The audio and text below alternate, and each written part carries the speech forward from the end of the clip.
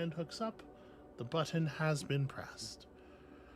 Thank you, sweetie, for doing all that stuff. Yeah. That feels like self-promotion, and as such, anathema. What is self-promotion? Here's this. I think for you, the Mixo might be like a little. Whatever, it's fine. All right. Here we go. And you definitely What? Because you were streaming. You fixed it so it's public, right? Yes. Yeah. Okay. Yes, people on the internet should be able to see us. And in fact, Jaina's here already. Hey, Jaina, what's going on? How are you? I'm just going to play a little game of Mixolumia while people filter in, and then we're going to have a stream that's going to be pretty talky, pretty light. Pretty talky from my perspective. Pretty light on the games, and also light on the Amabel talking. Well, why did I do that? It's all I'm building up potential energy here. It's all part of the plan. Excuse me. Sorry. You're okay, sweetie. Boy, this is exactly okay. I'm good. Everything's fine.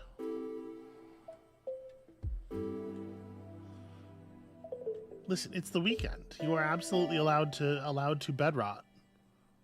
When else would you do it, right? This seems like the perfect time.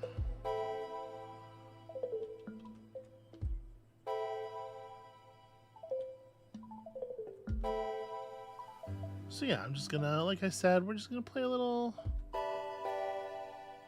bit of the old lesbian diamond Tetris while we wait for people to show up.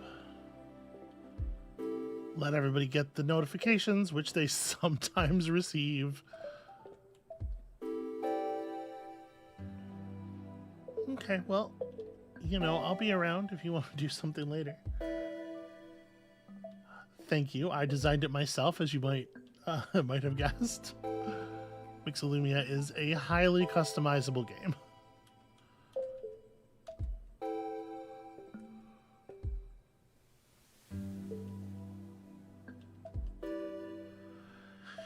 Yeah, the YouTube notifications seem real. It's an intractable problem for the people who don't work at YouTube. And the people who do work at YouTube don't seem to have any interest in figuring it out. So the rest of us just have to live with it.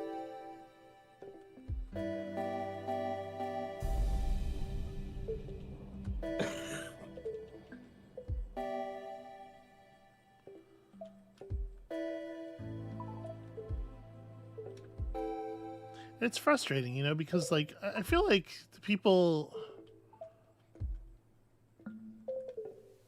audience members who are not in the know, people who are not educated about the state of the digital nightmare, they expect you to have some kind of thing to tell them, right? Like, hi, how do I see your videos? You should be able to be an expert on that, right? When they ask you that, you should be able to answer them. But you can't, and it's not really your fault, but from the perspective of a viewer, that's ridiculous. That's absurd, right? How could you not know that? And the answer is just that we're all, unfortunately, playing in the backyard of a mad god robot who cares for us as little as it understands us. So that's the mood I'm in today. And Amabel's too sick to talk, so you're getting quite a show. I mean, I'm here. Sweetie, you don't have. I'm here. When I say that you're too sick to talk, I want you to take that not as a challenge, but rather as an excuse to not have to talk.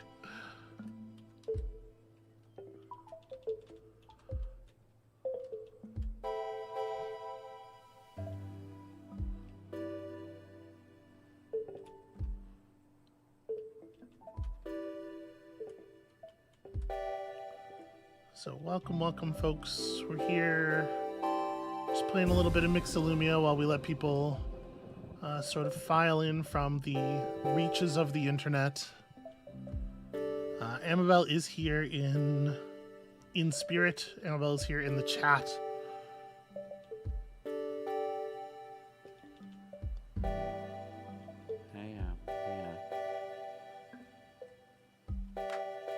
Amabel is present enough to strike you down should you perform misdeeds. So, you know, don't do that.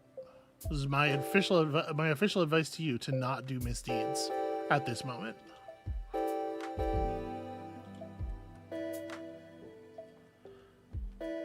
Amabel, I'm kind of killing here as far as keeping the shape small goes, but I got to tell you, this is not probably the best scoring strategy. You know, that's the big trick with all these abstract block drop-in puzzle games, right? It's like your ability to score is proportional to the amount that you are putting yourself in danger. You have to create potential value before you can cash in on it. Mm.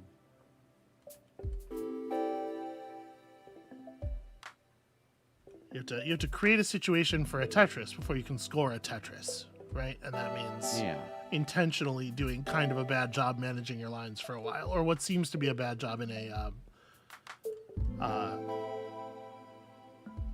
an immediate optimization sense.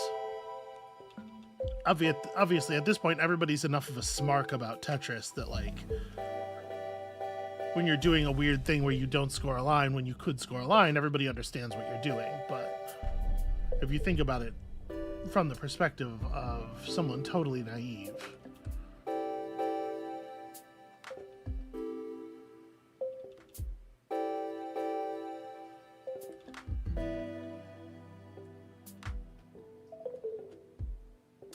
I feel like it used to be the case, once upon a time, it used to be the case that smark was understood to be an insult. And I feel like at some point we lost that. At some point people started using it more neutrally, probably mostly smarks, because they are embarrassed. And I don't know. I feel like we really lost something when we lost the ability to subject people to that kind of ridicule efficiently.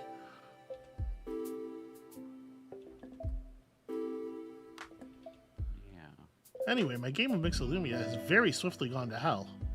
But you can't prove that I wasn't just generating potential. Right? Because look at that. You can't do that if your shape is small and tight. Maybe not the words I should have used.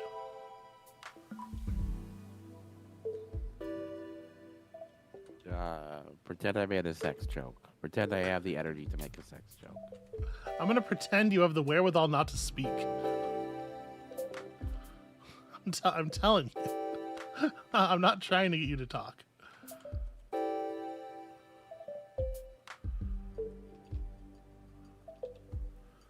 Now, the unfortunate part about this is that while I'm playing this, I can't really be looking at chat very much. So that's why I'm kind of just rambling. There's not a whole lot going on. I mean, Jaina is talking a lot. Not, parentheses, non-derogatory. Amabel, be nice. I am being nice. I'm trying real hard. All right. Okay, Jaina is riffing. Lamau. Lamau indeed.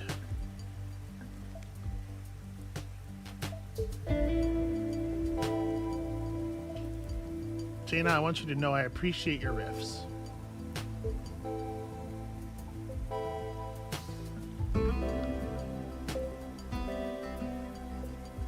Anyway, the vibe for the whole thing today is gonna be a little take it easy. It's gonna be a little less focused, a little more chatty, because there is really only one of us on the job. Amabel has agreed to be here despite it objectively being a sick day for her. So yeah, I don't know. I thought a little bit of the old Rainstorm Mixolumia would be good for tone setting, and also it's just, it's like a nice fun game that I like to keep people in mind of. I also appreciate your riffs, Jana.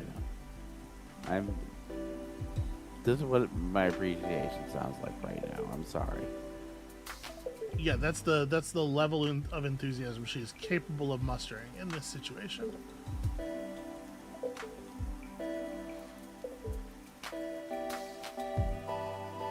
I have not been sick like this in quite so, like, I don't get sick very often these days because I mask everywhere. Yeah. You know.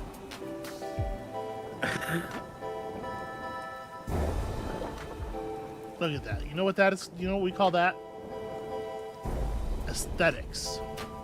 I don't have a lot of strategy, but I have a good sort of like sense of shape.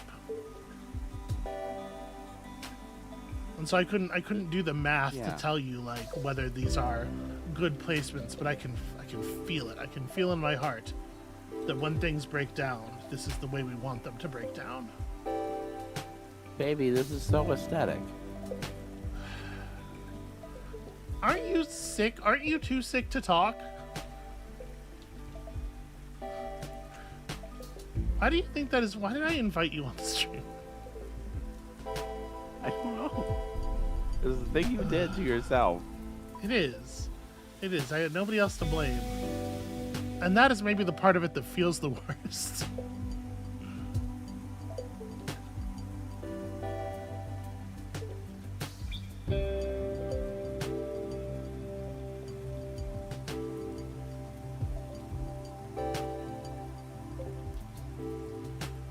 Yeah, welcome all. Welcome everybody. See that viewer number moving a very small amount. We are a little bit later than our usual stream time, and there hadn't been a formal... I mean, we had said that we were going to be back this week, but there hadn't been like a formal announcement, so if it ends up being a pretty small stream today, I could... Hey, it's Andra. Hi, Andra.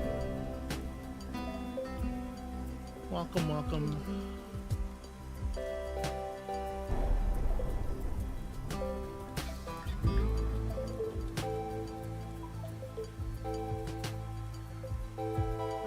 I gotta say, this is starting to get built up in a way that I'm less excited about. I don't feel like I'm as in command here. A lot of stuff is spaced out in kind of unfortunate ways.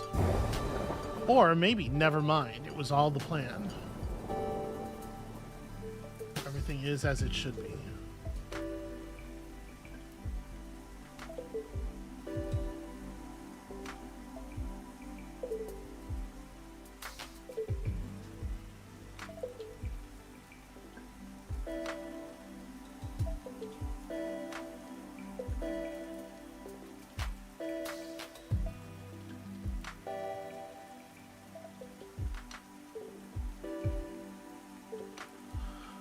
So I hope everybody's having an okay weekend, as okay as weekends, it's... A lot of stuff is rough, but, we're all trying to get through it and enjoy things as much as we can and prosper as much as we can while helping as many people as we can in the interim. And I hope that everybody's feeling okay about their efforts on those fronts, maybe is a good way to put it. All right, that was a little Mixolumia. That was a little bit of startup time. Andra, that's very kind of you to say. I'm really looking forward to getting into Rogue Trader proper. I feel like we're finally starting the actual game. And there's still going to be like a bunch of system explanations yet, because it's a big, complicated game.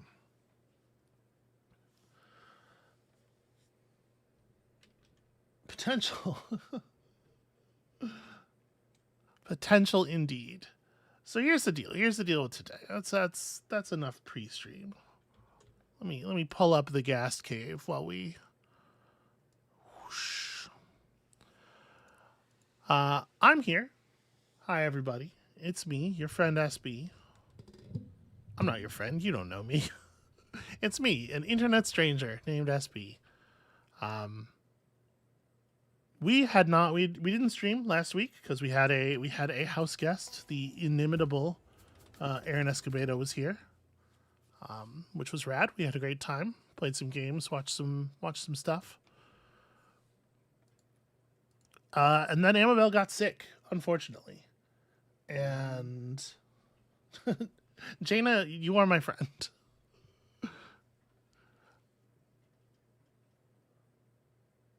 Yeah, I guess. Oh, Okay. interesting. Okay, that's good to know, Andra. Thank you for saying that. I am a little forgetful, so that probably will be quite helpful.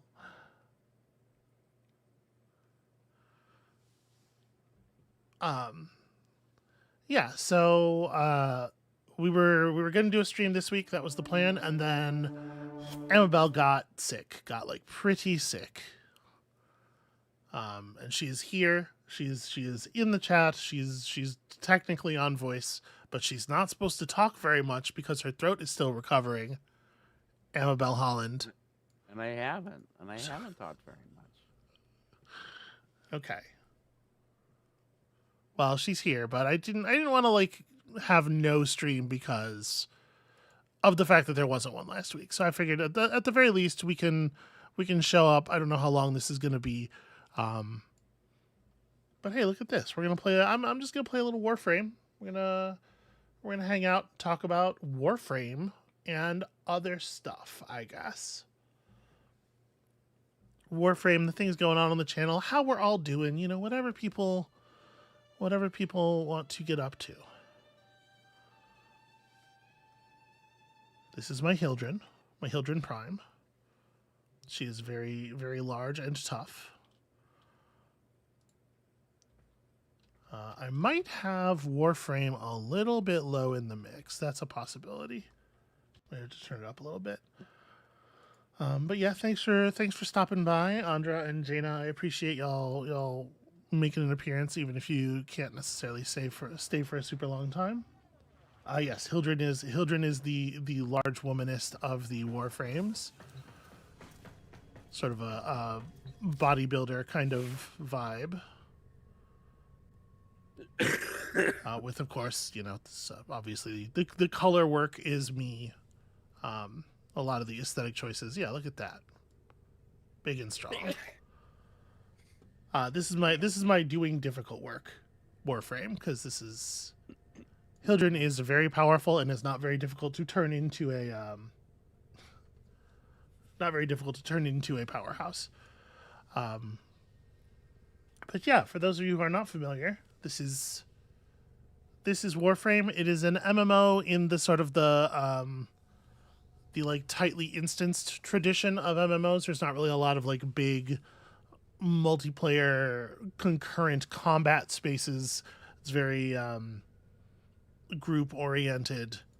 But it does have you know, a big persistent economy and loadout and stuff. And is therefore reluctant to allow animals on board. And we could go to like some city spaces. Animals do not eat so much as reload. Or this is a sassy robot who lives on my spaceship. We can go to like some city spaces and see some other players here. It is a game that takes place in the far future. I did a little bit of a swerve with the pre-stream text, which suggested that maybe we were doing a Warframe thing. Here's the thing, or suggested we were doing a Warhammer thing. Here's the thing, Warframe is also taking place in the grim darkness of the far future, you know? That's happening. Yeah. And it is a place where there is, I wouldn't say only war, but mostly war. In the grim darkness of this particular far future, there is mostly war. I am also seeing that OBS is complaining a little bit about the encoding being overloaded, which it shouldn't be. But I can turn some things down if I need to. This is my ridiculous lander.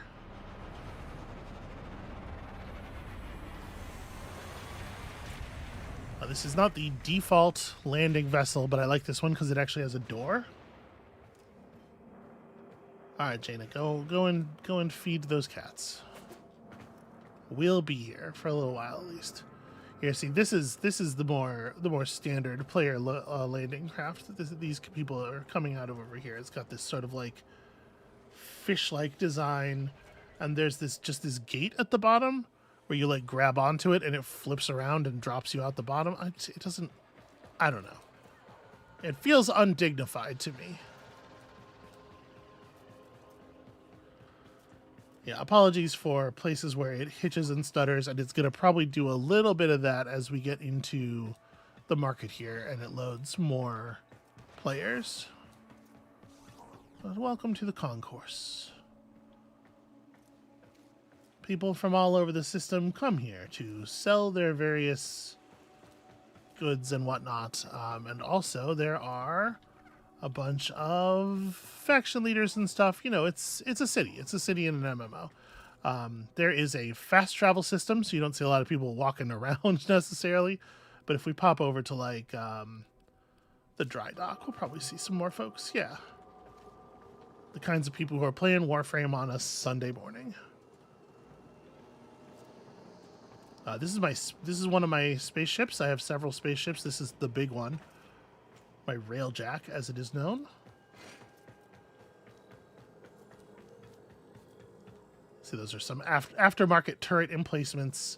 It's covered in void garbage because you try to get that stuff off of it. I don't know how to do it. Can you imagine the size of the mop you would need? The solvents, Amabel.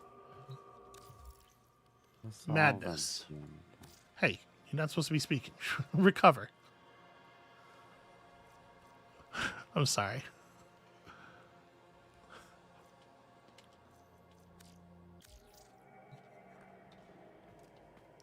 So, I'm just gonna do like a mission or two. I'm just gonna do some things on Warframe and show what the gameplay of Warframe is like. And we can talk in the chat or whatever. Hang out for an hour, you know. So, most MMOs these days, I don't know, this is maybe information for Amabel, because I don't know how much you are aware of this kind of thing. Most MMOs these days have a system like this, where there's some kind of extra resource that you can get. There's some way of like juicing up the value of your minutes of play up to a certain number of minutes per day. In this game, I convert earned experience effectively, which is called affinity, into standing with these factions who have all these rewards for me at a rate of 25,000 up to 25,000 per day. So, you know, it is extra valuable for me to get on and play long enough to generate that much resource every day. And that's one of the ways they both try to keep you coming back, make it like a daily routine, make it a part of your habits, that it's easier for you to keep paying your subscription fees or whatever in games that have fees, while also trying to help you keep it from becoming an all-consuming grind forever and ever, because they have figured out that it's for the best that not happened. Okay.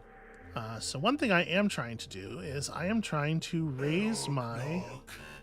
Now, who would be Or just knocking be quiet. all the way out here? Operator, I'm trying to raise my reputation with a faction that I'm going to jump over to their area and show you here. So we'll do a couple of missions for them. We'll earn some reputation. This part of the game takes place in an alternate 1999. It would be a lot to try to explain the plot of Warframe, or even really what a Warframe is. But the short version of it, if I can compress it down a bit, is that this is an alternate 1999 in which someone attempted to Big up yourself. create Warframes long before they were created in the normal timeline, as a way of solving a problem, preempting the need for the creation of the Warframes in the first place. It's all very complicated. And we're not going to dig into the specifics of it too much. What we are going to do is exterminate a whole bunch of tech rot. So you can see here, I'll earn 7,500 reputation for completing this mission with the hex which is the faction I'm here to help. There's a lot of scary virus zombie tech monsters. Somebody's got to kill them all, and that somebody is going to be me.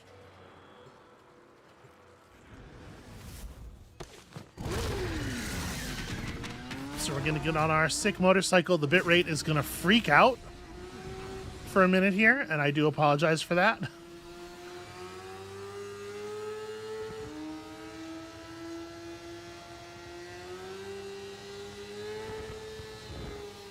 This is exactly the kind of thing the compressor hates, like quickly moving light and darkness. And that's being put through the hardware compressor and then YouTube's compressor. And about time we discipline the horror. All of them. We put them in the ground. Feel me? all right. There we go. So these here are the monsters. They're sort of loose amalgamations of technological garbage, and I am going to kill roughly 176 of them over the course of the next couple of minutes. So this is sort of the gimmick of my Warframe. Hildren's deal is most Warframes have health and shields, you know, just basic video game stuff, and then also a resource called energy that you spend to use your abilities. You know, this is the mana for your spells. Trying to keep an eye on the frame rate on the stream to get a sense of how readable this is, because I will turn some settings down if I have to, but it looks like it's kind of okay. Let me know how it's coming across to y'all.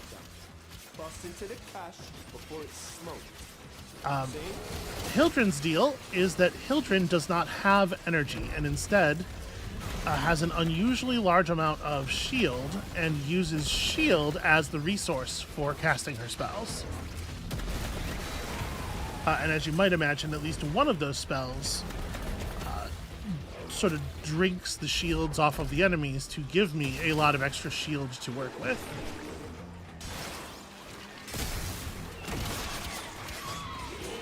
So a lot of what I'm going to be doing here... Oh, God. So I'm very, very tough. I have actually an extremely small amount of HP. You can see that bar in the upper right. The one that's purple and red represents my shielding and my health. The 370 at the end is my max HP.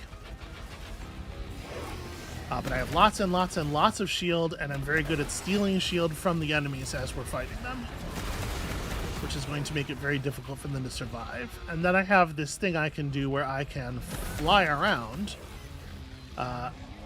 sort of low-level hover, and this costs some amount of shields per second, and it gives me access to a special weapon, this like rocket launcher that I'm firing, which also costs shields to fire. But it's very powerful, and the hover effect lifts nearby enemies off the ground, disabling them. So it's all about balancing the resource outgo and the resource come in, while still dealing enough damage to kill dangerous enemies like the one that was shooting that big green laser at me. And it's a little hard to explain the math of it live, but I assure you there's a lot of math going on here. These are very difficult enemies, because I'm in a pretty high level area here. You can see the number beneath their health bar, 127. That's their level, and that puts them, you know, sort of like basic end game, maybe a little more than.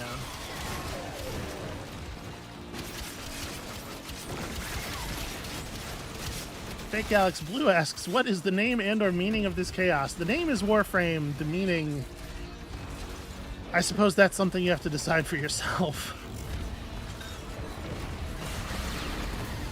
Damn, cuz. Missed it. So yeah, my primary plan for dealing with these very high-level enemies is being very tough. My secondary plan is not letting them do things at all, just fly around, and you can see we just sort of lift them off the ground. I have made my energy emissions for this character a sort of a cotton candy pink, so that they're very, very visible. Because as I am fighting, you can see this is a high, what I would describe as a high visual noise combat style. I make a lot of explosions. I'm shooting out a lot of energy waves.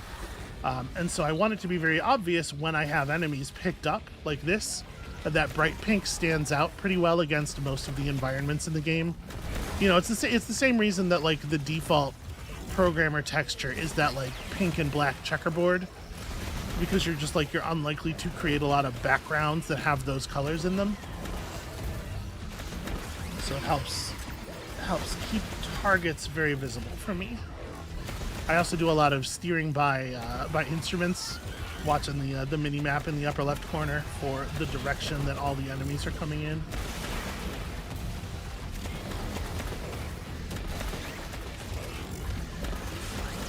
I don't know, how readable is all this, y'all? My explanations are only increasing confusion, I'm hearing. Ain't nobody gonna mess with the hex now. Alright, we killed a lot of people here today, and I think we can all be proud of that.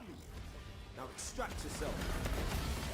You can see there are lots of items in the environment that can be destroyed, usually lit up with a green light of some kind. Again, this is very common modern video game visual design, right? Oops. I'm just, at this point, just destroying cars in the environment because it's fun. Well, like here's a good example. Look, a supply cache. It's glowy and it's green. You shoot it, stuff pops out.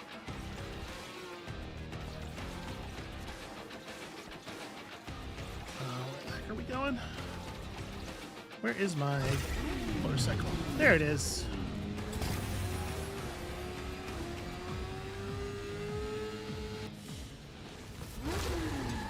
Okay, easy.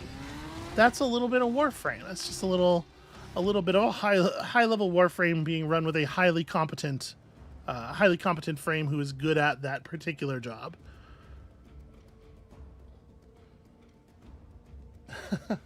Playing PoE 2 on the other monitor and matching the volume of explosions. Yeah, they have a lot in common, honestly, as games.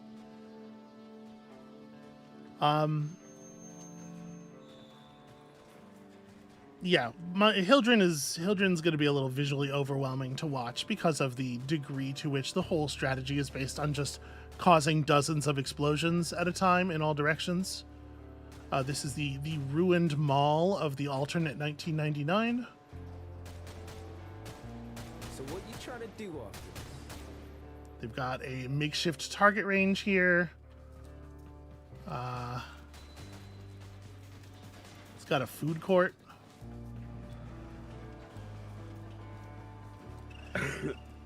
Here's an arcade. Let's deal.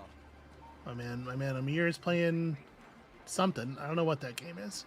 At least one or two of these machines are actually games that you can play. Caliber Chicks 2. I don't remember what this is. I mean, it's got a visual styling that suggests that it is a Contra-like or something.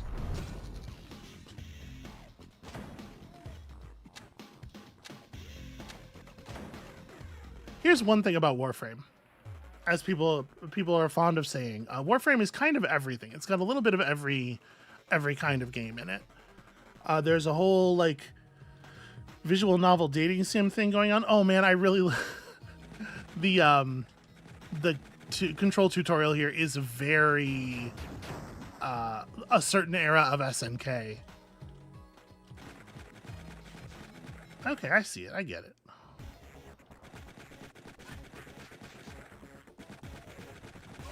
So yeah, it's got side-scrolling shooters in it. It's got a dating sim. It's got a proper fighting game that you find the characters for throughout normal gameplay. It's got space combat. It's got whatever you call the sort of third-person character action stuff that is the normal running around and shooting people with frames. It has been in constant, iterative design available for the public to play for something like 12 years, 12, 13 years now, and that's just the sort of thing that can happen when you continue adding to a game for that period of time. How do I pick up? I guess I don't need to pick that up. I realized I wasn't going to make that jump, so I tried to turn back, but that also is not going to make the jump. May as well have just committed.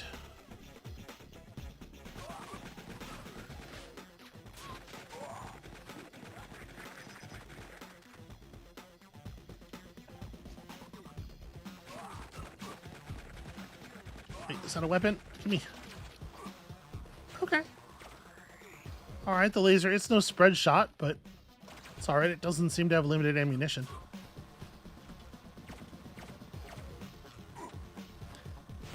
It does seem to have a worse, like, just raw damage per second on the enemies than the normal gun, maybe?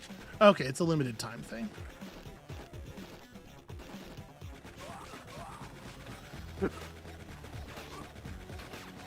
Anyway, this isn't really what we're here for. We can jump out of caliber chicks.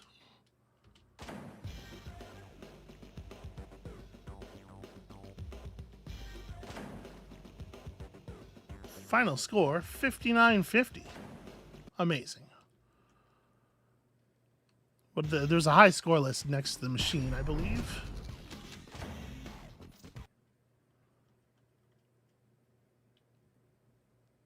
We'll just have a quick look at that.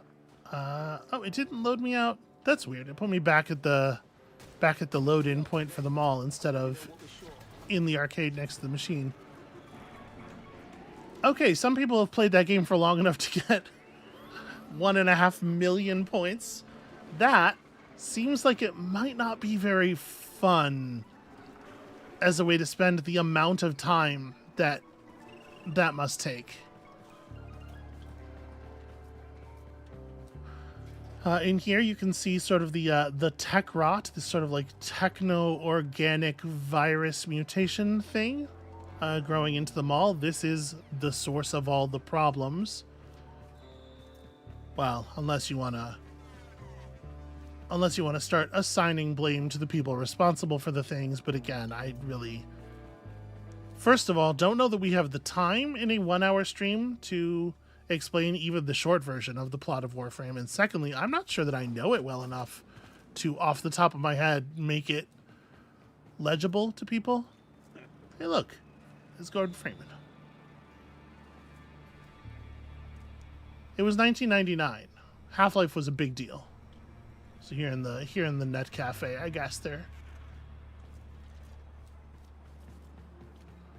I'm looking for somewhere around here. Somewhere on this upper floor is the entrance to In former life, my job was the to player try to housing bring the space. meat back together in war zones. Back here? They- No, this is maybe. No, okay. I don't remember where it is. I don't use this one very often. You as you move through the game, you acquire a lot of little like hideouts and safe houses and places to keep your stuff, Like this? Then you forgot. any of which you can set as your base of operations, and this is not the one that I usually use. Can we find it? Ah, the back room. There we go. We can find it with the good old fast travel system.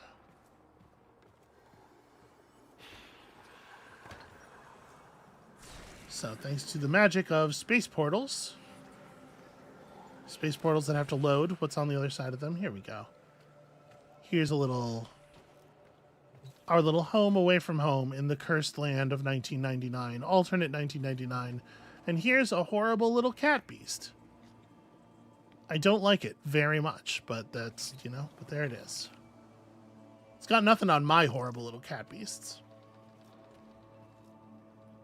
Was Gordon Freeman ginger? I think he's brunette, I think. Fake Alex Blue says lying. It does look a lot like what's that cat from Saga called? Is it just Lie Cat? Something like that? The cat who can tell when you are lying.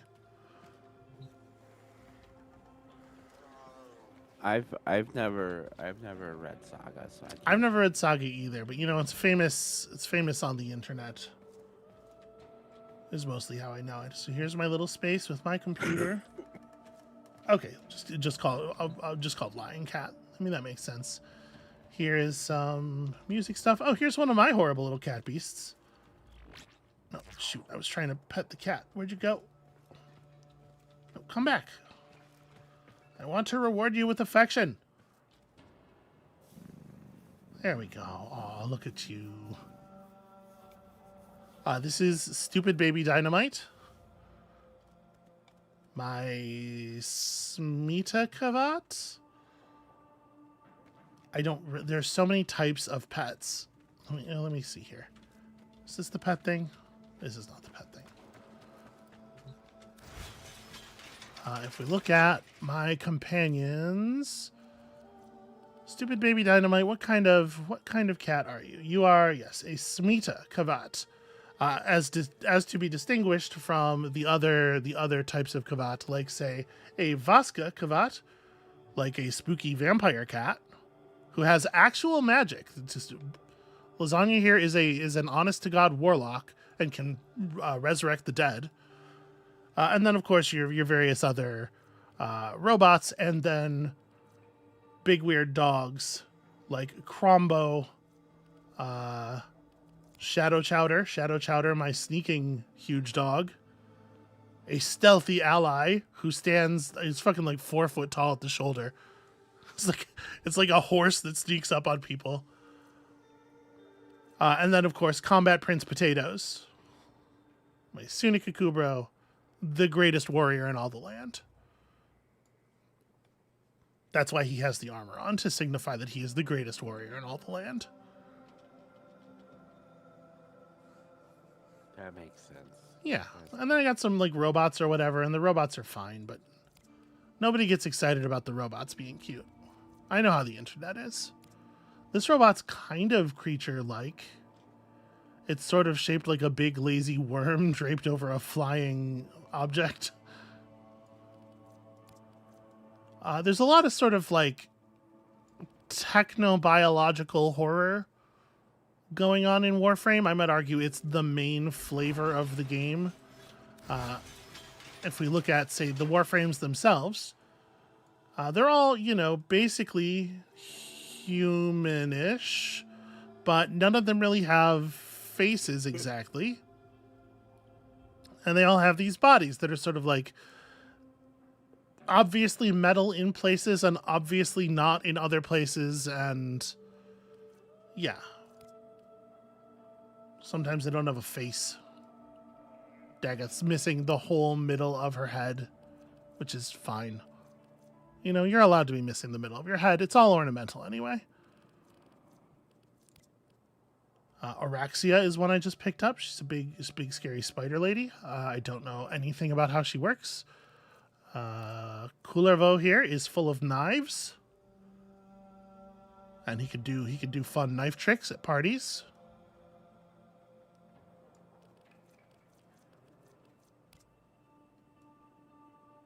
Anyway, that's what a Warframe looks like. The whole thing is pretty horror oriented, which I think has really helped keep my attention.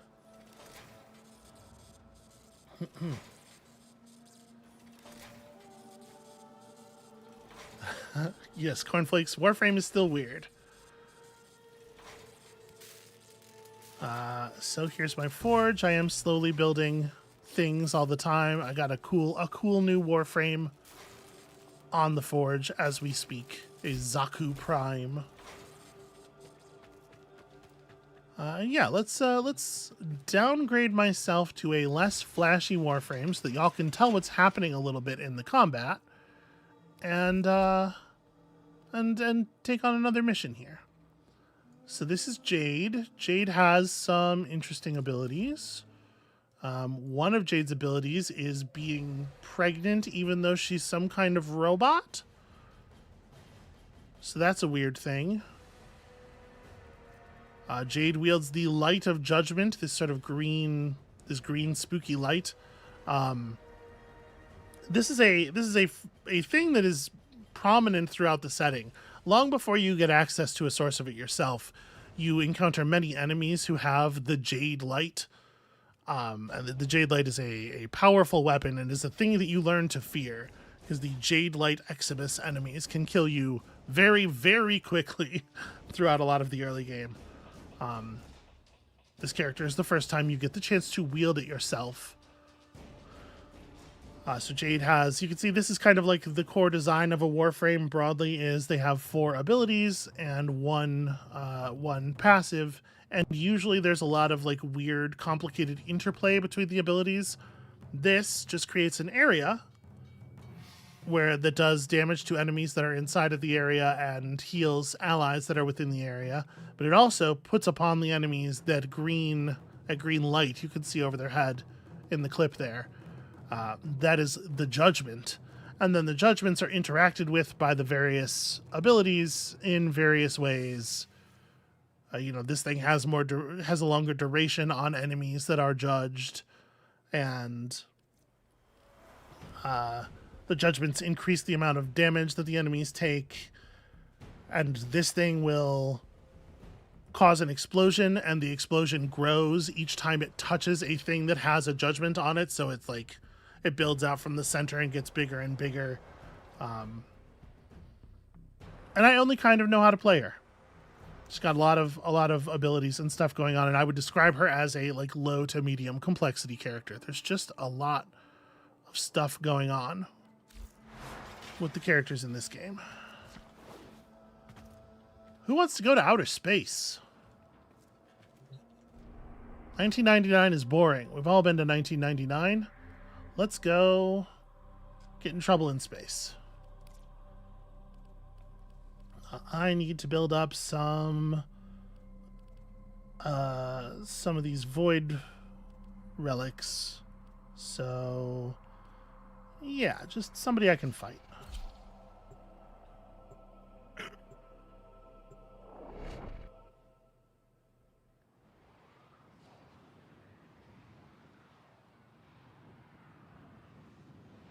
How things going in the chat? Everybody seems to be having a good time. Cornflakes, Amabel is here. She is ill, so she is mostly available in chat, although she's not really typing. She is present though. I am present. I'm not very vocal right now. Yeah, you should probably for reasons. You should probably type things like that instead of saying them, so that you don't damage yourself anymore. Target vessel is high value. The crew is not. So, And clear. welcome to outer space. This is a railjack mission. We are flying that big spaceship I was showing you earlier. It has, of course, front-mounted cannons and a variety of abilities itself. We are here in a void storm, so there's black holes and all kinds of weird energy spikes shooting all over the place, and it's all stuff to be wary of, but our particular focus is this Corpus Pillar, a capital ship, even larger than our own. We're gonna get over here and we're gonna cause some havoc. Launch fighters, arm torpedoes. I was gonna say, remarkably thin fighter cover. Priority targets. They don't seem to know that we're here. Cyclops array. Well, they know now.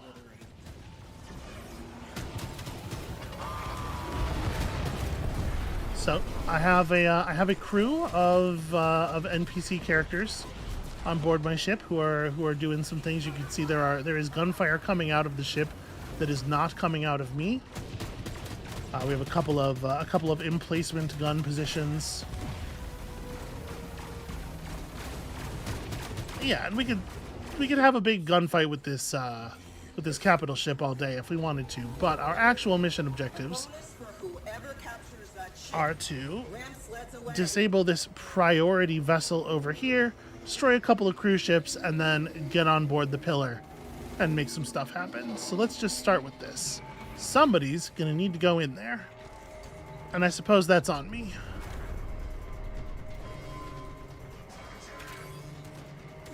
Oh, we've been boarded. Alert. Cyclops array. Lock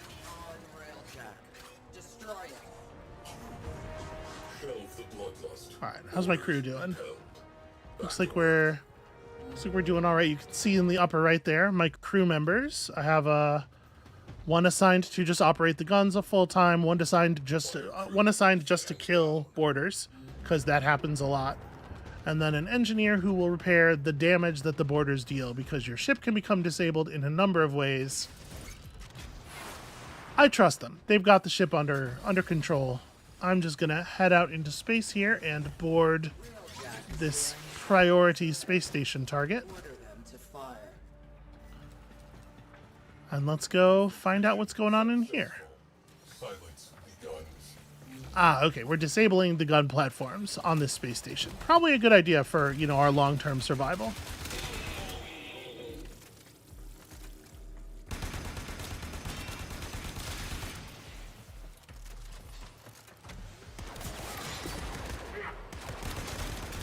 I managed to throw that. There we go. Managed to throw that into a position where it did not affect that guy at all somehow.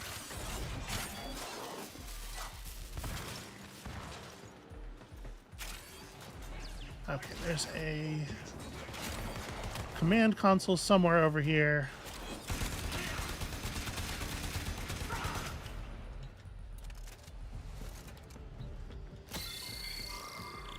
Phase Okay. 1 complete. Prepare for possible countermeasures.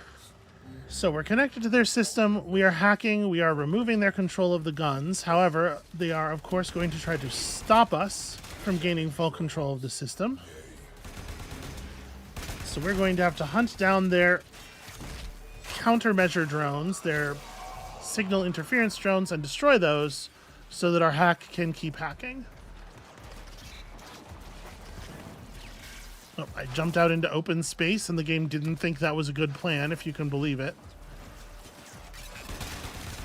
Alright, I am feeling like my guns are a little bit weedy here. Like, look at how many shots it's taking to bring down even their basic drones. Our data grid is exposed. I might want to step up the equipment a little bit here. Let me get out my arch gun. Those jamming drones are a serious problem. Progress halted.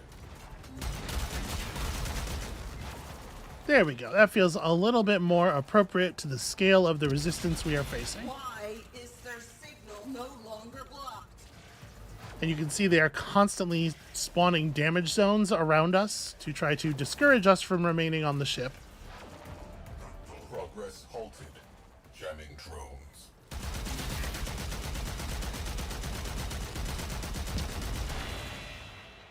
One thing I do like a lot about Warframe is that Jamming drones. the feedback on the weapons is very compelling. When you fire a weapon that is supposed to be large and impressive, I feel like it does a good job of convincing you that it is large and impressive.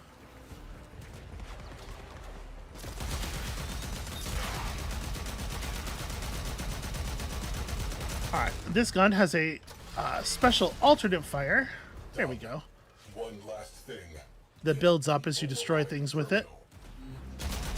That can be released to fire a powerful laser that obliterates guys like that guy we just obliterated. Because it seemed like he was going to be tough to take down otherwise.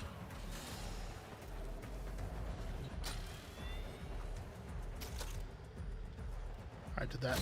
There we go. The Cyclops has fallen.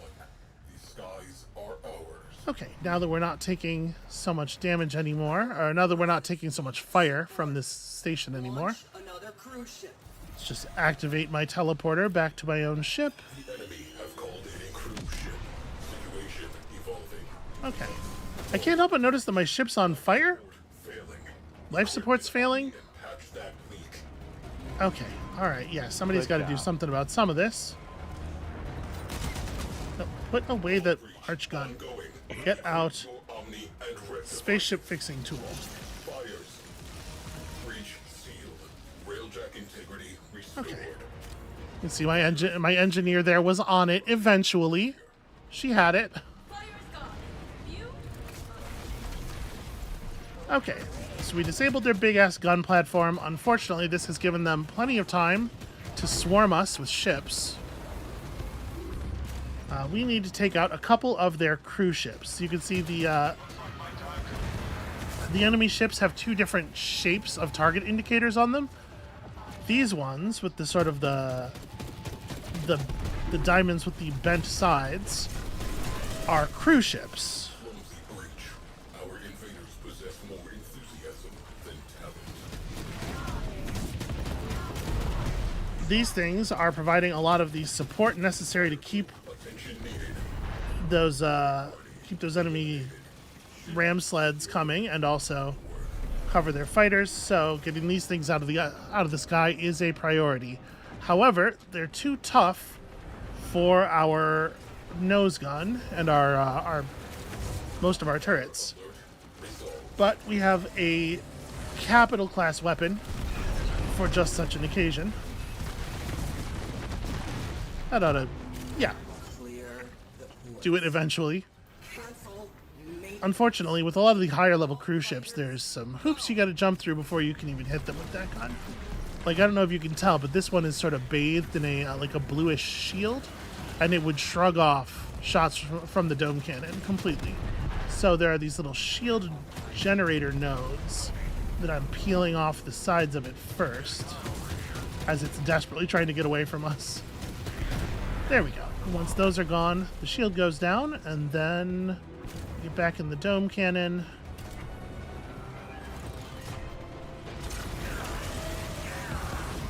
It's trying to run, but unfortunately there is no chance that's going to work.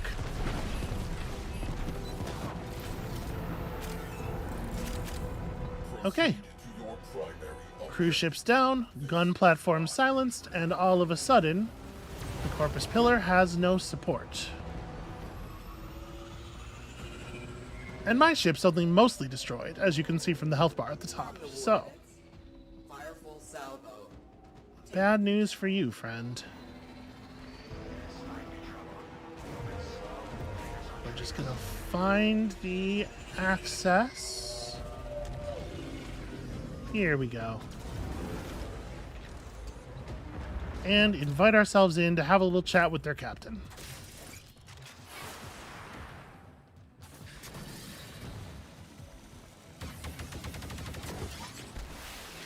Lotus will take it from here. Good luck. All right, and once again, I trust my crew to keep the ship alive without me. So our goal here is just to get in here. I said their captain, but really what I meant is their crew. Our goal here is just to get inside and kill everyone. 109 enemies.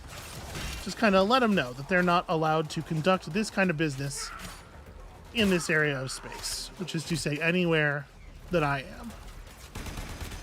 Boy, they are really swarming us, though. Been allowed to board us. Unacceptable. Get my arch gun back out. Them out.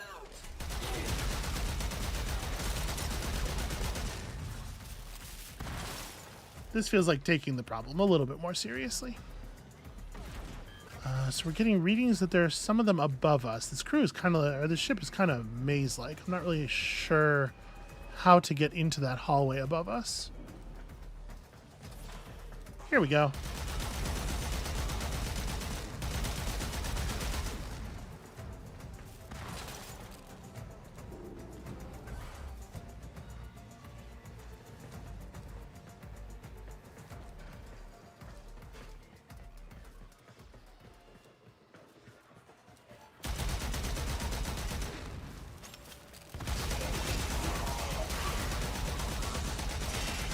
So obviously, there's a lot of enemies here, but in any game where enemies have levels and level-based statistics and stuff, you're gonna run into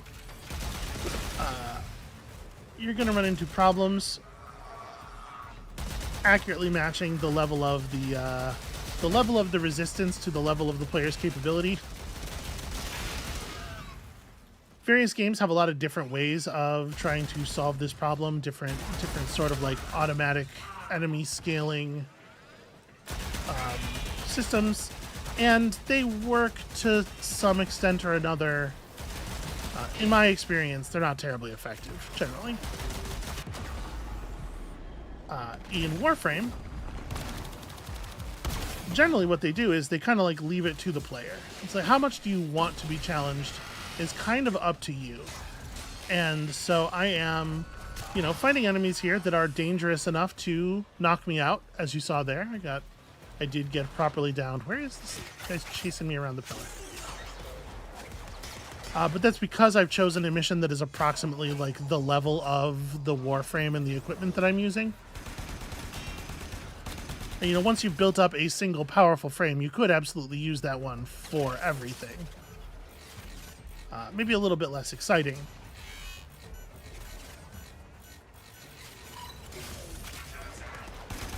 But if there's one thing I've learned about people playing games from all my time on the internet, it's that some people really just want a steamroll. That's the thing they enjoy, and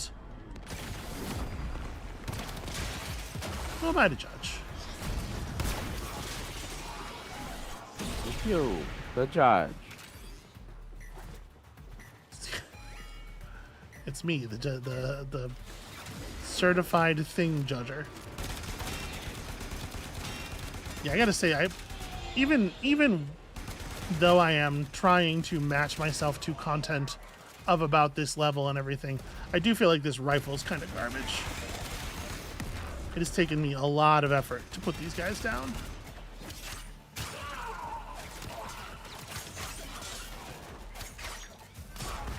Not loving these swords either. There are dozens and dozens of weapons in Warframe. Dozens at least. Okay, it's getting to be a lot of folks in there. Let's throw in our grenade thing. I might want to go back to the old...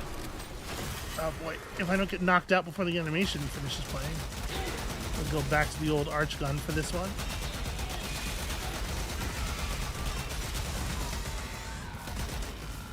Okay.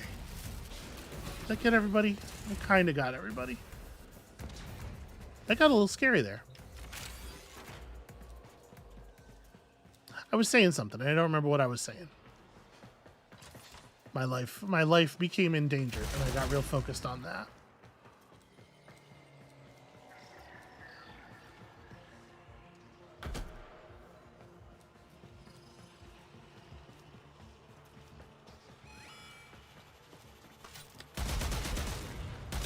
Trying to keep up with chat here.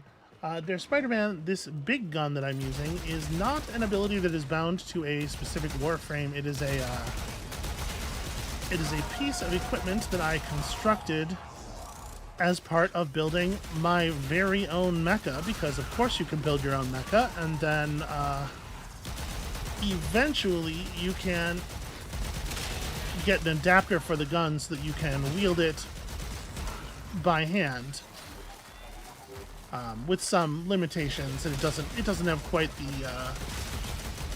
the same ammo capacity when wielded by a character on foot and stuff. But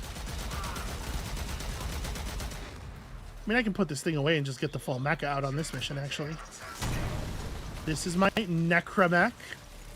Just hop in here. So as you can see, same gun.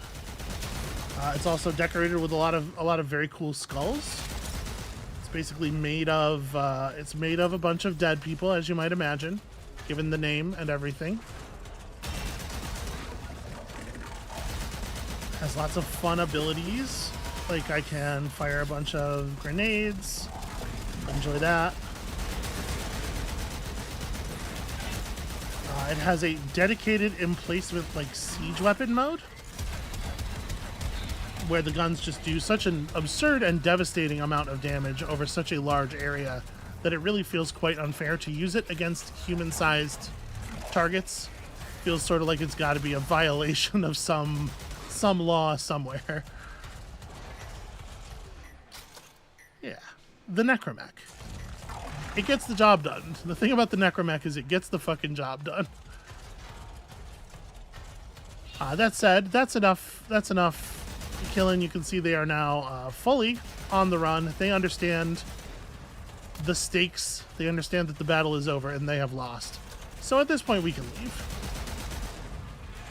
Which is not to say that I'm not going to shoot everybody that I see on the way out. Just sort of as a general reminder that this is not their part of space and they are not allowed to do their business here. And when I say their part of space, I mean the system. They're not allowed to be in this system.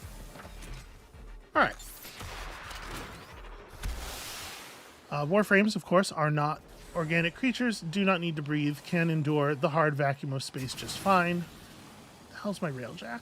I parked it on the other side of the ship. So this is what my railjack looks like from the outside. And the entry ports are down here on the bottom. Here we go. No Oh, life sign. easy. Vessel is clear. Closing out this file. Okay, we're a little on fire, a little ram sledded through the walls. It's fine. We'll take it to dry dock. My crew will have it up and running in no time. That's what video games are like these days. Okay. You say so. So there's a whole lot of chat going on. Wow, Blueprints chat. I saw that there's a fair amount of Blueprint stuff happening. I cannot be available for that at this time.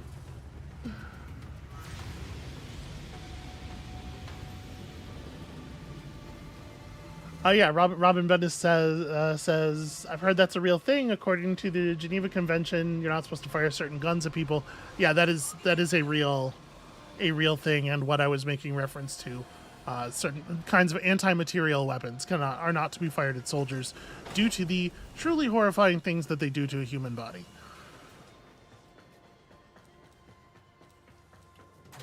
And if we pop out here, you can see the dry dock. So yeah, that's a little bit of a taste of what Warframe is like. There are 60 something different frames. There are, like I said, dozens and dozens of weapons for each of your weapon slots, all these kinds of pets. It's just like, it's a lot. It's a lot of stuff, you know? So here's my spaceship. This is my proper base of operations. I've got it decorated all spooky-like. I suppose it's getting around to the season, but I do keep it all jack-o'-lanterns and goop all year round because, you know, because of course I do.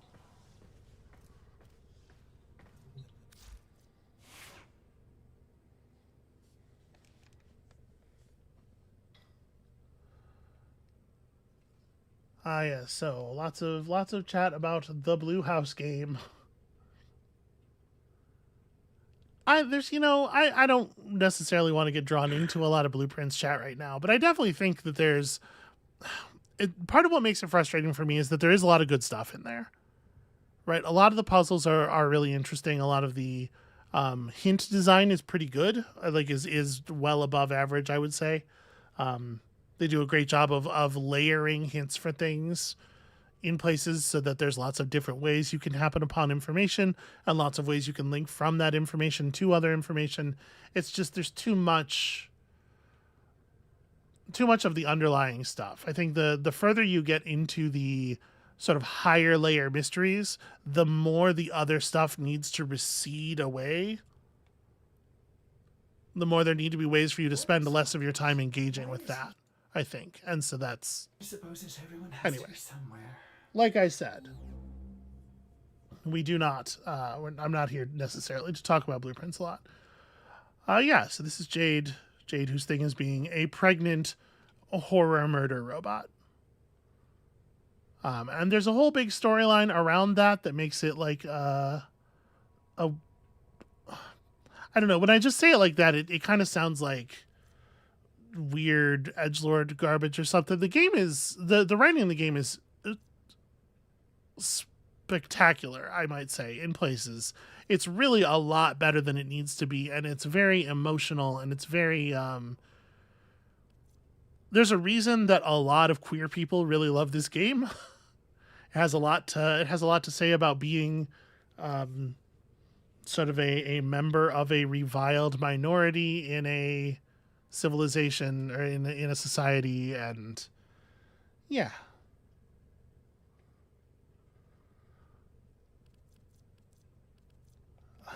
Fake Alex Blue says, when is she due?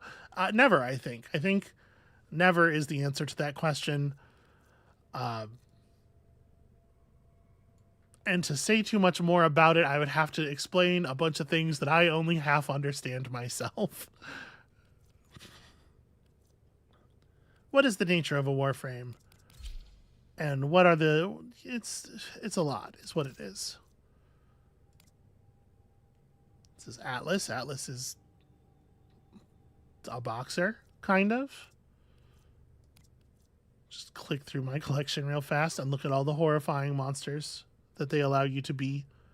There's a lot of joy in just being able to be the monster. And I do feel like I said earlier that the game has a lot of horror vibes. I think part of what makes it interesting is that it is a story about, you know, terrifying space monsters. And that's true along multiple axes, and along many of the axes, you are the monster. Like that thing that just happened there where I boarded an enemy capital vessel and then ripped through a couple hundred of the crew and then jumped back out into the hard vacuum of space is a horror movie, right? It's usually not one that's told from the perspective of the person doing that thing.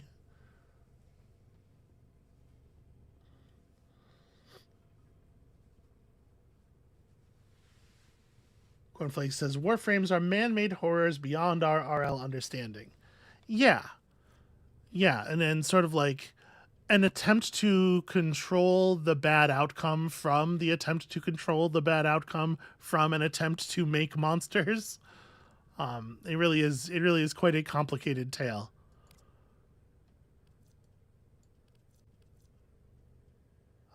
There's a huge variety of environments and stuff. Let me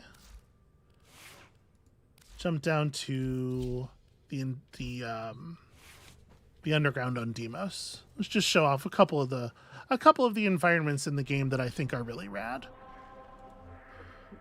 First of all, here is Deimos. Mars's moon, Deimos. It smashed through a lot of infection, and now it's got sort of a lot of... there's a lot of reasons it looks like this. But the whole moon is sort of several layers deep in a version of the goo that we were seeing on our ship, and a version of the goo that is making the terrifying alternate 1999 what it is.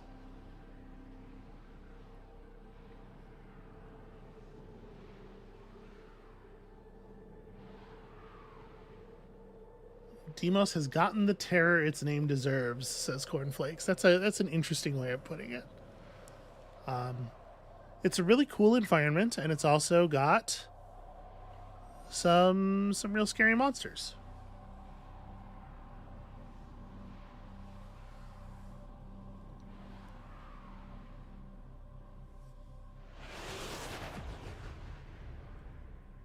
God, that approach is so fucking creepy. So they landed us inside the Necrolisk, which is the temple of more or less friendly beings here. But if we step back outside,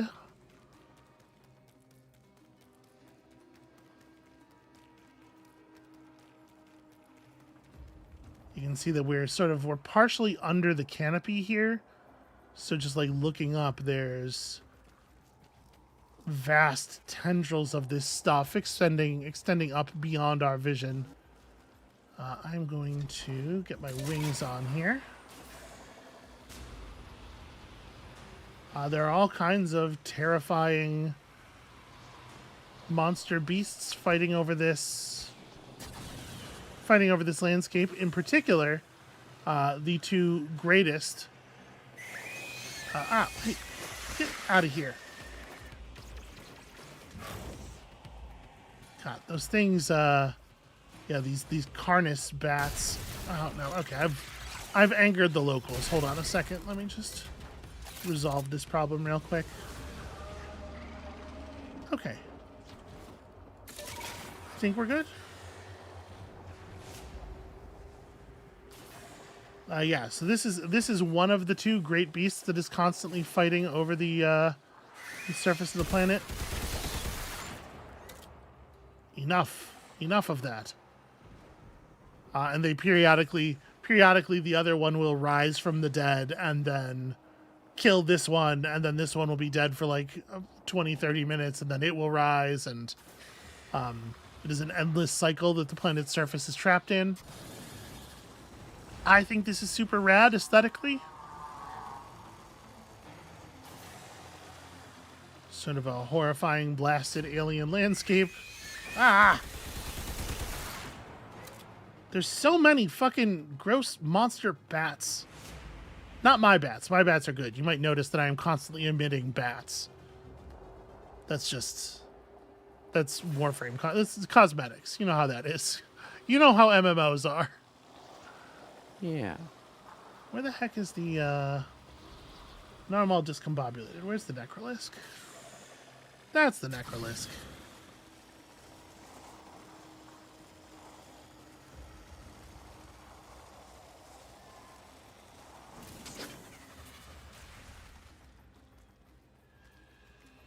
Yeah, obviously things are chiller in here, although not entirely chill. Hi, what are you doing?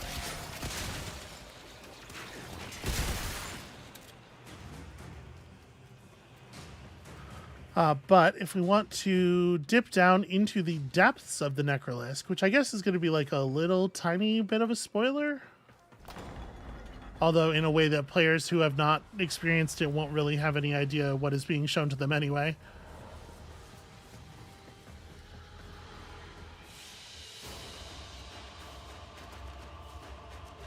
That is the mission that is complete there, is the mission of having been briefly on the outside and survived. It's true, I did it. I was out there and I didn't even die. You can see some people have a lot of real cool cosmetics. There's a lot of cool looks. The game allows you to do a lot with your characters if you want to really dip into that end of things. I am going to, like I said, can we jump down to the bottom from here, or do I need to... This area is soundproof. We make many safe returns. So yeah, the deeper you get into the complex, the more sort of like a weird old temple it gets as we get closer to the surface of Deimos through all of the muck. You can see there's a lot of stuff underneath.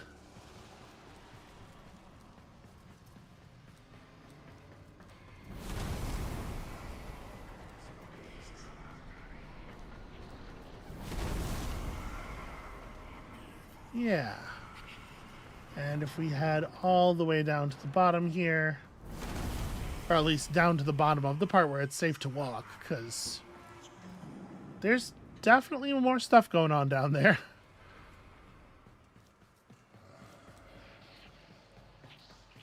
I find this area just like absolutely fascinating in its design.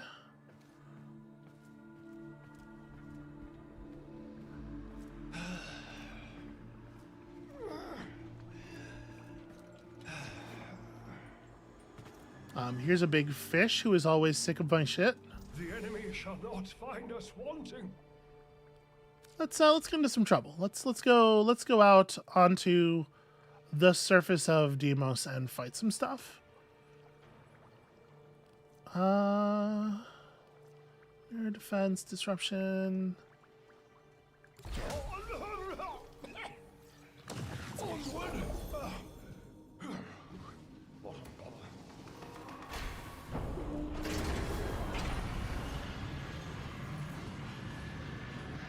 Yeah, Warframe. It's a big weird thing. The Merman's envoy lurks somewhere within the Great Indifference. To find it, administer a visionary serum to our Vitrium scanners. So there's this great lab complex underneath the surface of the planet with all of these devices and yeah, it's a lot. There's also one thing I really like about this. The environments for the missions are procedurally generated. You know, they're cobbled together from a large variety of pieces in the way that, you know, any kind of ARPG might be in this day and age. But a lot of the pieces have little like secret bits in them, and you can learn to find, identify, and find places where you can do a little drop down, perhaps. Come on. There we go. Drop down into a secret room and find yourself a little bit of extra loot. And it gives exploring these big weird environments some real payoff, because like each one of these levels has in it a certain number of special hidden items that'll help you with your rep, or, you know, meeting the payouts for the gear you're trying to buy. And some of them will be hidden, secreted away in those hidden rooms, and some of them will just be like way off in the corners of the area, and you just have to put in the time to locate them. The Atropos probes. Take one, and fill the waiting eyeball full of visionary juice. So as you can see, the kinds of enemies we encounter in this area look pretty different. Atropos serum. A drug that opens perception to other realms, causing madness. Fortunately, the Vitrium lacks a mind to lose. All right, sorry, I got distracted chasing a treasure goblin, effectively. Yeah, the enemies here are like a weird combination of the repurposed technology of the labs and whatever's going on with these like lumbering fragments of statuary and all right.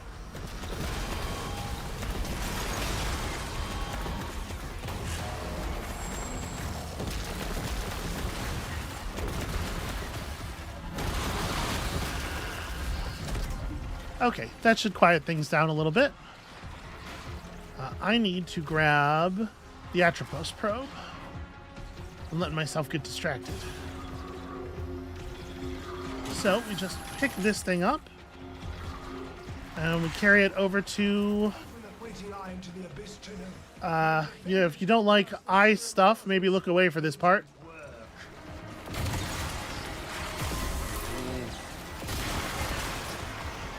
Oh no, that's okay. And then the Vitrium seeks, and you'll see it discovers all of these hidden eyes in the environment, the eyes of the man in the walls who is watching us. And that's a whole thing I do not have time to explain right now. Oh, I can't get up here this way.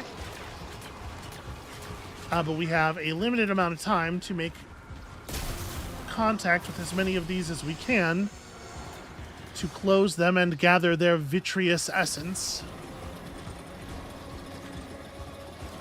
The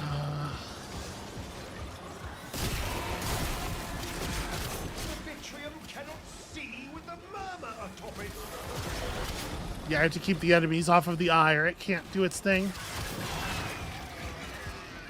Okay, I don't see anymore. Oh, we'll have our next vision in a second here. All right, everybody get away from the big eyeball.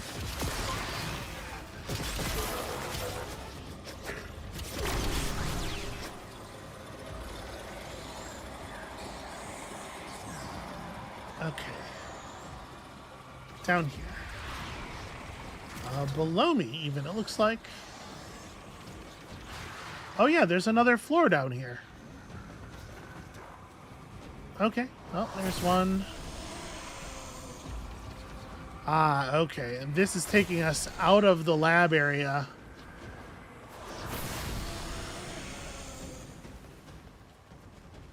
So you can see more sort of raw Demos out here. Let's get back in the labs for the moment. We have a vitreous thing to protect yet. Not quite done with it.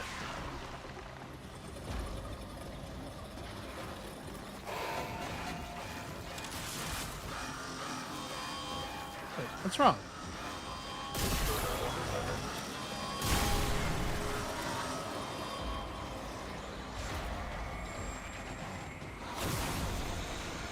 Alright, so each one of these things is only good for a couple of waves. It'll reveal... This might actually be the last set. Before we'll need to move on and use a different crazy magic eyeball pedestal somewhere else in the environment.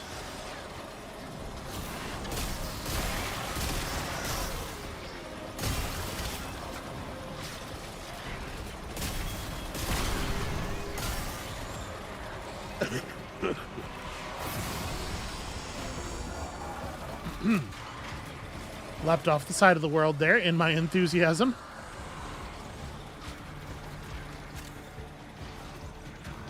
So yeah, the thing about these eyes is they're always there. The man in the walls is always watching. But we ordinarily can't tell The Vitrium is where he's watching from. but we must see more. Locate another probe.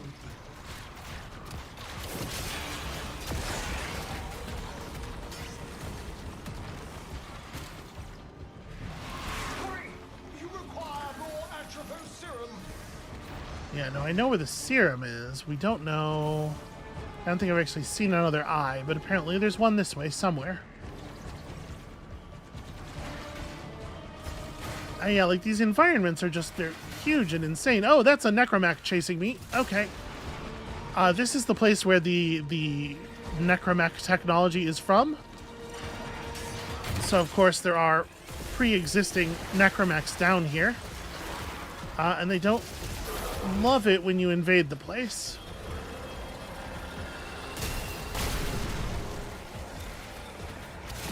I don't know where that thing went. I'm sure it'll catch up with me soon.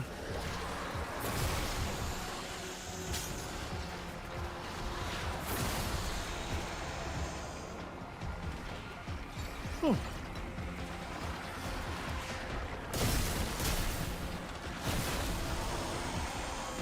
You can see sometimes these enemies, the murmur, they will like graft themselves to the eye points to try to defend them, and I have to swat them away.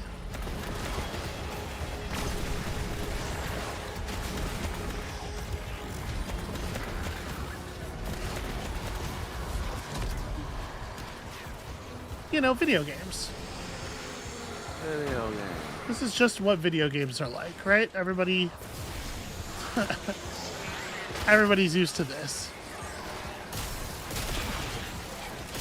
To assign colleagues to administer serum to multiple scanners at the same time, it would speed up the process while adding to the excitement.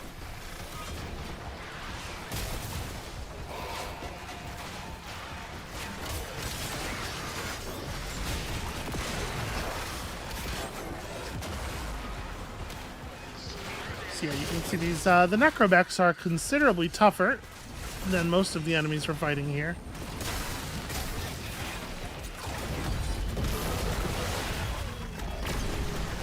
But I am definitely over the level of this area. I don't anticipate that we are actually going to lose here.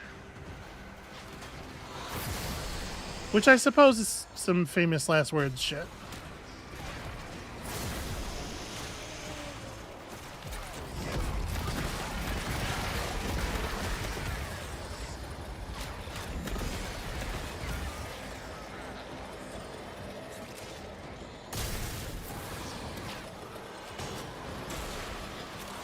I see that the last chat message is just what, and I have unfortunately no idea what that might be in reference to.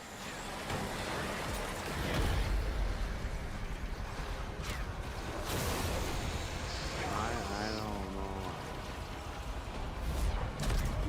Okay. We're doing so good. And I am doing a bad. Yeah? I was referencing Alex's last message. Okay. Remember back when Demo came free on a disc and every pretty issue of Gamer. We are emitting kind of... I'm going to just dial the game down a little tiny bit in the mix here. Emitting a lot of sound right now. Okay. There we go. Now let's get these robots away from the eye.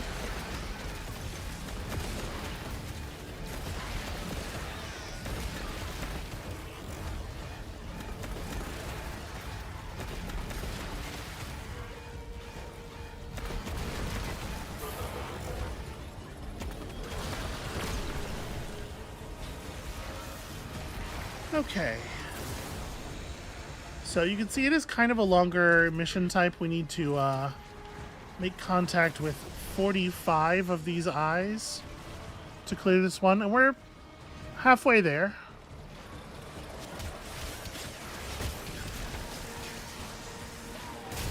Gives us plenty of time to enjoy the weirdness of the enemies and the environment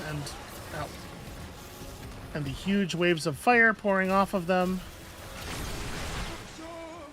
The murmur places a hand over its eye. Slaughters away. Naughty hand.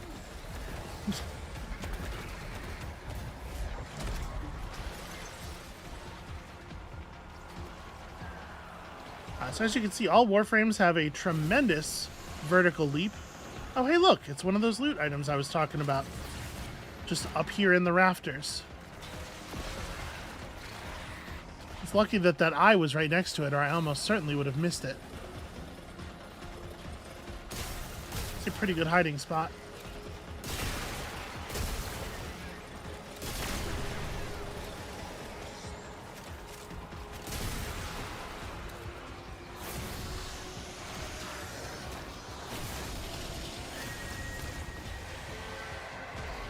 So yeah, I don't know. I don't know that I've ever played a game that has quite the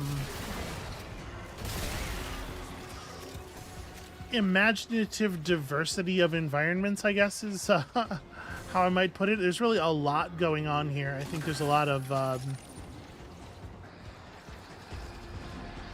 aesthetic cleverness displayed by the developers. Alright, let's just not watch what's happening to the eye there.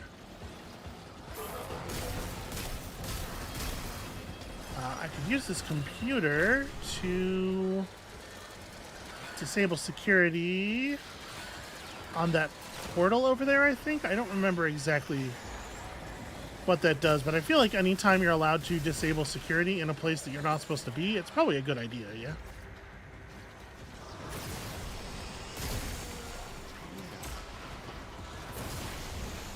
Oh, here's that jade light I was talking about. Somebody is attempting to cook me with the jade light. I'm just going to run away from it for the moment.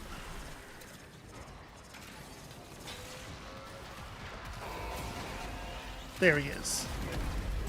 So you can tell the enemies that have the ability to do that because they are themselves bathed in the green light.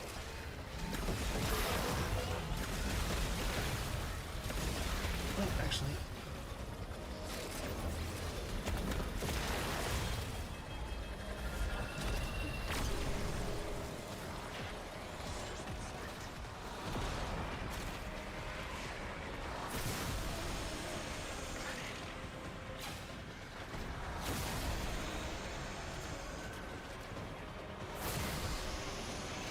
Alright, we're 2/3 of the way there. Slowly scrubbing out all of these listening devices that sadly will just be replaced. But this is kind of like critical thematic and story design for a game like this, right? A game that has a large persistent element. You have to figure out a way of designing a lot of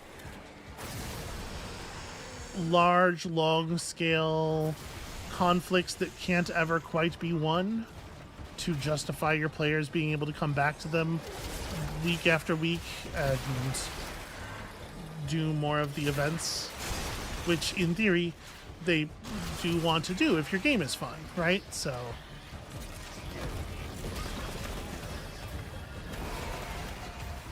some of the places in Warframe justify that in different ways. You know, you're up against a massively numerically superior force, and all you can do is fight some of them some of the time.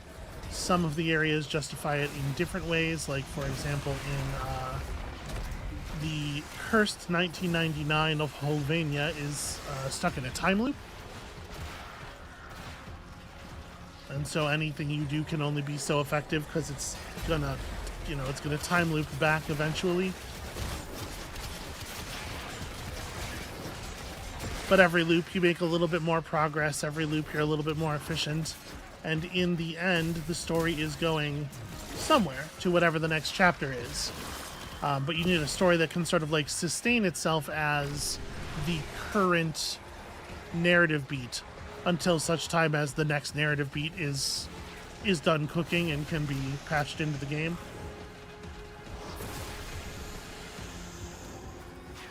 I don't know. I think it's an interesting design space. It's a weird set of problems to have to solve.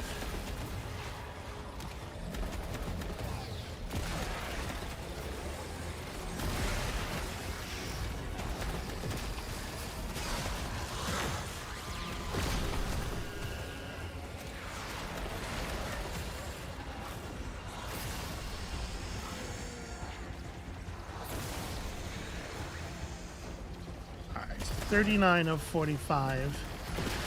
And this location apparently is good to keep finding stuff for us.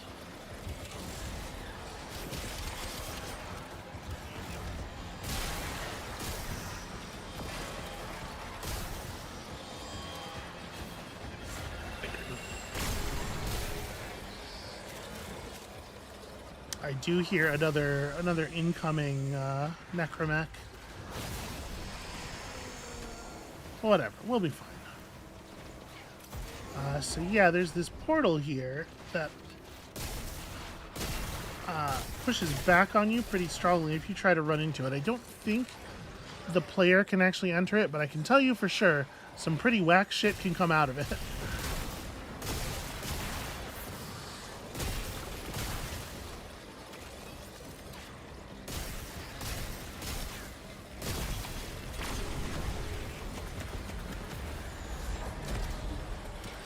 All right, 42 and 43.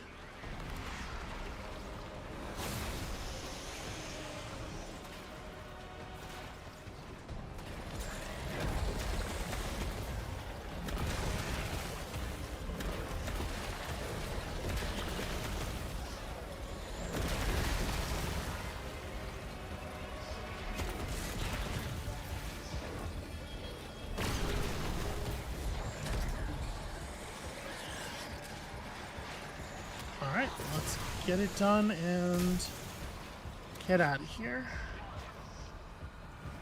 Wait, where is this? Oh, I see it. That's actually really hard to make contact with. There we go. Alright, so the good news is Ooh, we have a lock. The Vitrium stares down our target. The good news is we got enough Vitrium. The bad news is we were gathering the Vitrium both to, sort of weaken the information stranglehold of the man in the walls, but also because the Vitrium is helping us to find a thing that we would rather not find. There's stuff that's really wrong with Demos. Things are Things are weird and bad out here. I just thought I'd run out and show you what the vistas look like, but the monsters don't want me to have a nice, beautiful, scenic moment of terror with the mouths in the clouds and the... yeah. Anyway, okay, fine. Let's just get back to the job, then.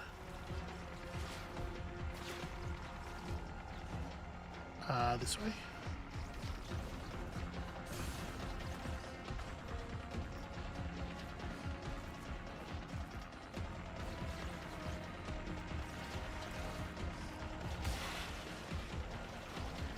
Yep. The beast sleeps here. We kids.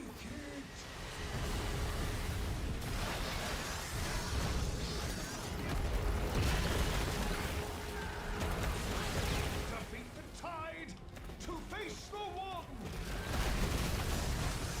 Alright, so this can be pretty annoying for a lot of Warframes with all the grasping hands coming up from directly beneath you and everything. The fact that we can just sort of fly around really does lower the danger, although it doesn't solve all of our problems. These things do not have shields, they just have health bars, which means that I can't steal shielding from them. So my primary method of keeping myself like armed up and flying forever just plain doesn't work here. We can stay up for a while, but The demon finally takes form. At last, it can be destroyed. fortunately we overlevel this boss fight by a bit, and I should be able to just damage race through it pretty fast.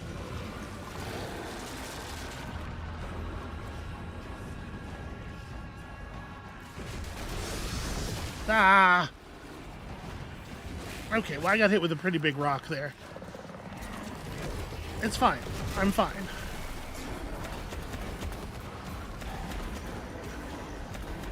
I'm ignoring your mechanics because I have the damage necessary to do so.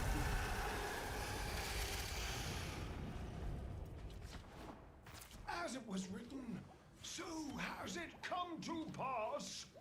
The awaited operator has slain the many-armed envoy. Vashtav, Mara Luke. Couldn't have said it better myself. Right.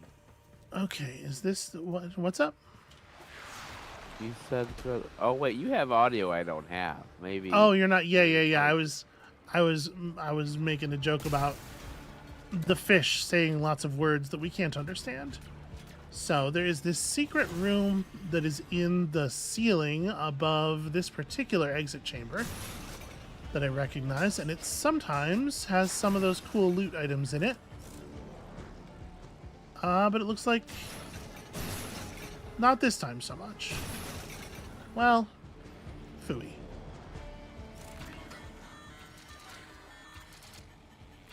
And then I have to hack their old-ass computers to get the security door open so that I can actually leave. Alright.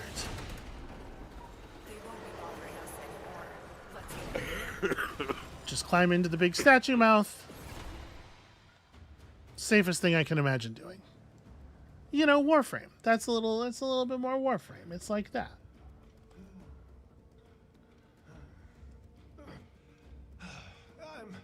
I'm fine. Thank you. All right, try to catch up on chat real quick here.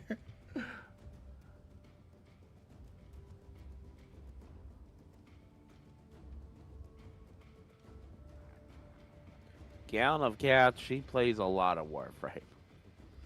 I have played a lot of Warframe. I did for a while, and then there were several months there where I wasn't playing it at all, and I've gotten back into it recently because a couple of people I know started playing again. Setbacks, but we are going to crack on. But yeah, this is just an environment that I think is really cool.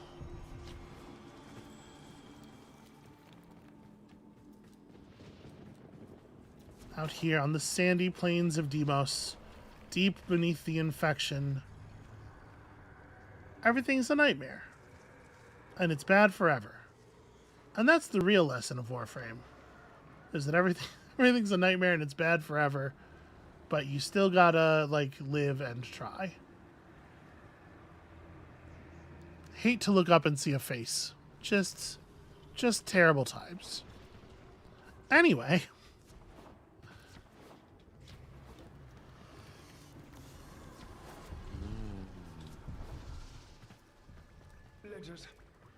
Let us to work.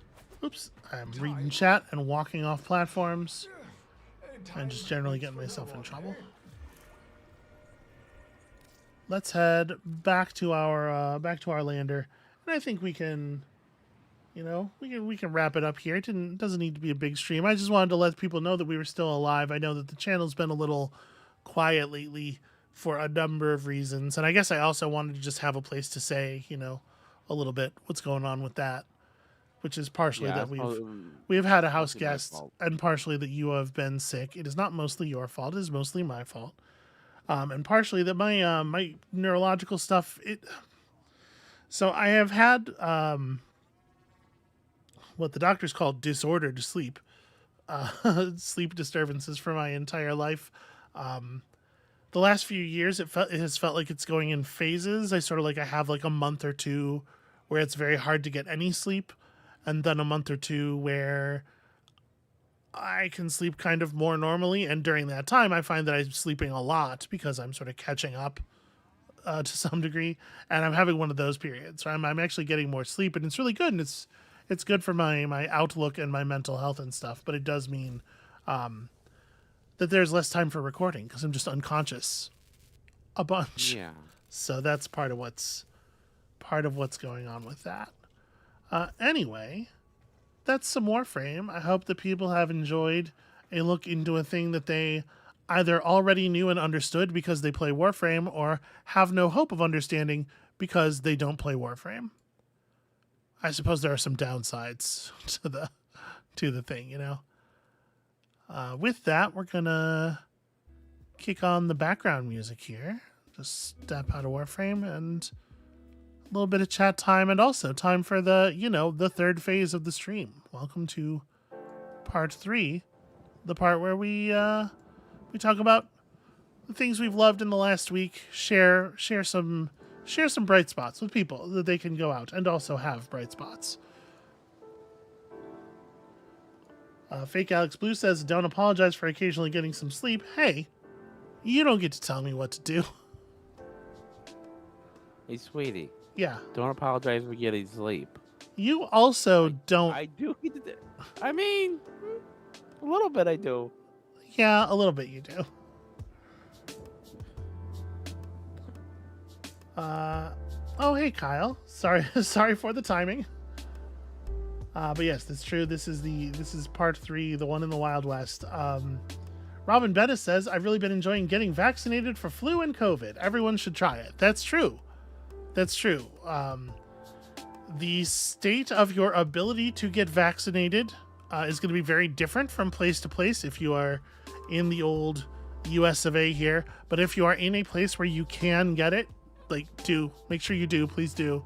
I know that in some places, CVS or whoever will have like a checkbox on the application form on the website for a vaccine appointments that says, I'm high risk. And my experience has been that if you check the box, they won't ask you for any more information than that. And that may be necessary for you to actually get your shots. So listen, if you tell the machine whatever the machine needs to hear to make sure that you get vaccinated. It's good. Try your hardest.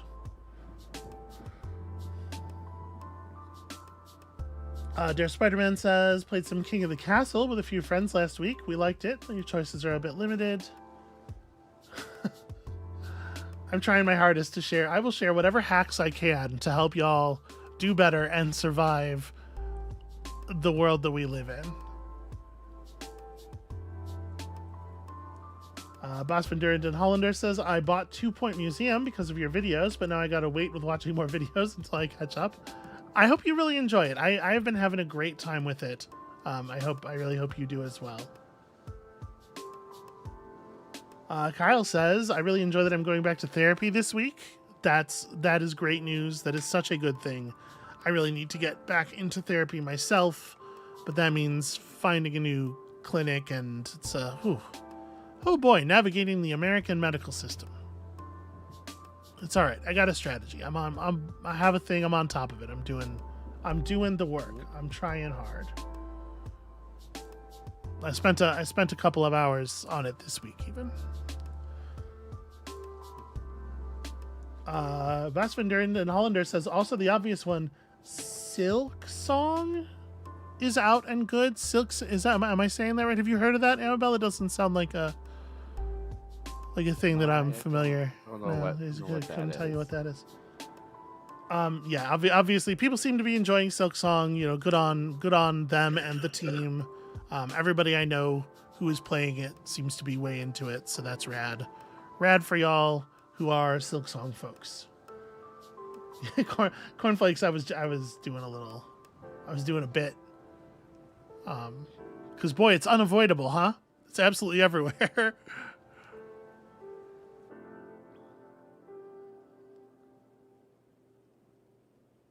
Robin Bennis adds on the vaccine front, while telling the pharmacy or whatever that you are at risk, do not admit to having any specific disease. In general, I would say share exactly as much information as is necessary and no more. Just be careful. In general, every day is shut the fuck up Friday until the foreseeable future, because we just all need to be a little bit more careful about what we allow everyone in the world to know about us for a while.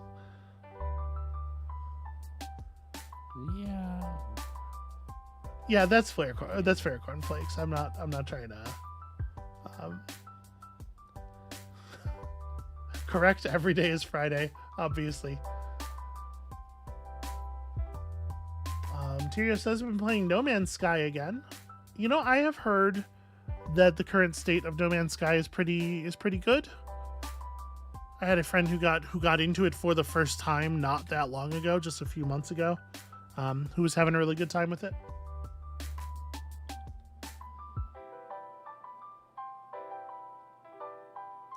Yeah, the state of what is going on with the internet in the EU in general, and also very specifically in the UK. All y'all who are out there, I wish you luck and a good stable VPN. Like, I don't have any idea exactly what it is that needs to be done to defeat the situations that you are going through, but yeesh. Busvinder and Den Hollander says, not to rub it in, but I'm so glad to live in a more sane place than the US. That's okay. You can be glad of that right now. This is a time when it's easy to be glad of that. And frankly, I'm glad you do too. Like, as few of us as possible should have to suffer. You know, things aren't too bad for us. We live in a relatively reasonable pocket of the country, at least for the moment. But yeah, things are getting scary for sure. Anyway, my thing, you know what I watched this week that I really enjoyed? Oh, what did you watch that you really enjoyed? Oh, sweetie, that was rhetorical. You don't have to. You are sounding a little more out of it. The new Naked Gun movie has come to digital, and I found a way to watch that, and we're gonna leave that. Cornflake says, Amabel, go to bed. I enjoyed it. I enjoyed the new Naked Gun quite a bit, actually. I did notice there's a lot of jokes of varying degrees. It has I would say a very high like gags per minute. They're really going at it, and I did notice that all the jokes that made me laugh out loud were the stupidest ones. The part where Frank says you can't fight City Hall, and his partner goes, "Yeah, it's a building." Just about bowled me over, and yeah, My sense of I know humor. your sense of humor is like, yeah. This is why you keep me around. I wish I was a little bit more sophisticated as a person sometimes, you know? I wouldn't want that. Yeah, that was good. I'm enjoying the new season of Peacemaker. The Peacemaker show has started back up, and I think Peacemaker, it makes an interesting sort of not counterpoint. It's an interesting companion piece to Superman, because in a lot of ways, the James Gunn Superman and this Peacemaker show that he, I believe he wrote every episode of, but he only directs some of them. They both have sort of at their core this message about how your racist dad is not the boss of you. Like, you know, like the main lesson that the main character is learning is that it doesn't matter what you were raised to be or believe, you have the agency to be the thing that you want to be. You can throw that all aside. You have that power within you. And I think they do it without harping on it too much. I think it's very well executed. It's just interesting that they sort of like ended up being about the same thing while the two characters that we're talking about are such different people.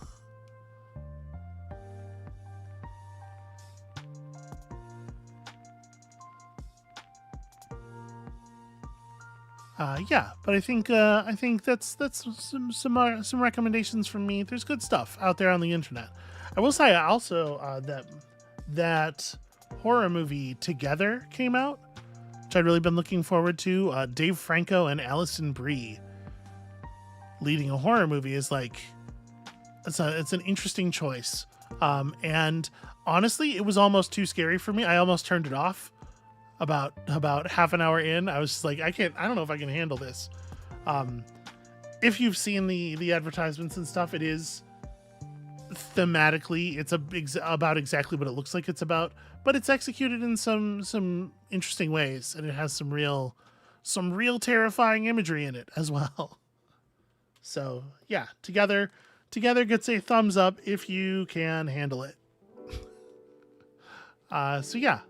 With that, I think we're ready to go. I think that's going to be it for us for today. Thank you all so much for watching. I'm hoping to get more stuff out on the channel this coming week, but also I'm going to sleep when my body allows me to sleep, because Lord knows I need it. So we will be back soon. Next weekend we plan for there to be a stream again, you know, everybody's health holding up. So we'll see you then. I hope you enjoy the rest of your weekend. Peace, everybody.